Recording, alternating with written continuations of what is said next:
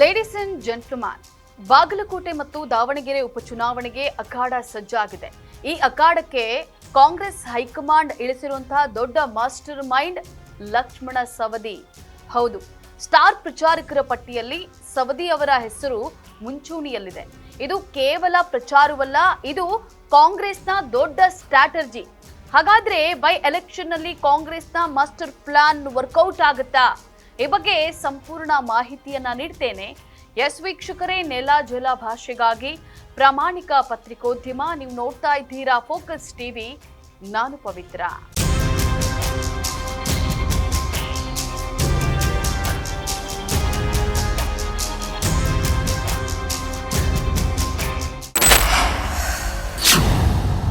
ವೀಕ್ಷಕರೇ, ಕಳೆದ ಲೋಕಸಭಾ ಚುನಾವಣೆಯನ್ನ ಒಮ್ಮೆ ನೆನಪು ಮಾಡಿಕೊಳ್ಳಿ.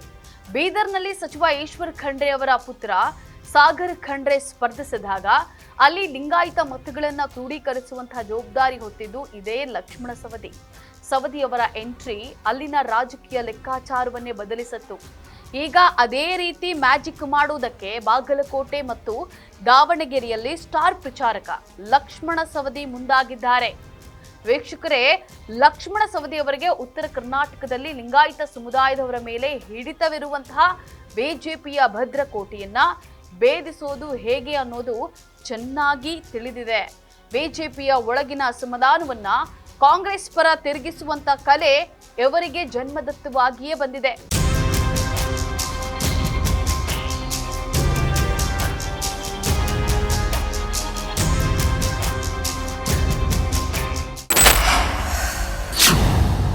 ಬಾಗಲಕೋಟೆ ಮತ್ತು ದಾವಣಗೆರೆ ಎರಡೂ ಜಿಲ್ಲೆಗಳಲ್ಲಿ ಲಿಂಗಾಯತ ಮತಗಳೇ ನಿರ್ಣಾಯಕ. ಇಲ್ಲಿ ಸವದಿಯವರ ಪ್ರಚಾರ ಕೇವಲ ಭಾಷಣಕ್ಕೆ ಸೀಮಿತವಲ್ಲ, ಅದು ಆಳವಾದ ರಾಜಕೀಯ ತಂತ್ರ. ಈ ಉಪಚುನಾವಣೆಯಲ್ಲಿ ಸವದಿ ಸಕ್ಸಸ್ ಆದ್ರೆ ಕಾಂಗ್ರೆಸ್ನಲ್ಲಿ ಅವರ ಸ್ಥಾನಮಾನ ಮತ್ತಷ್ಟು ಎತ್ತರಕ್ಕೆ ಹೋಗೋದು ಗ್ಯಾರಂಟಿ. ಇದು ಲಕ್ಷ್ಮಣ ಸವದಿ ಅವರಿಗೆ ತಮ್ಮನ್ನ ತಾವು ಸಾಬೀತುಪಡಿಸಿಕೊಳ್ಳೋಕೆ ಸಿಕ್ಕಿರುವಂತಹ ಗೋಲ್ಡನ್ ಆಪರ್ಚುನಿಟಿ ಕೂಡ ಹೌದು. ಸೊ ಈ ಕೈ ಸ್ಟ್ರಾಟಜಿ ವರ್ಕೌಟ್ ಆಗುತ್ತಾ? ಸವದಿ ಬಲ ಕಾಂಗ್ರೆಸ್ಗೆ ಜಯ ತಂದು ಕೊಡುತ್ತಾ ಅನ್ನೋದನ್ನ ಕಾದು ನೋಡಬೇಕಾಗಿದೆ.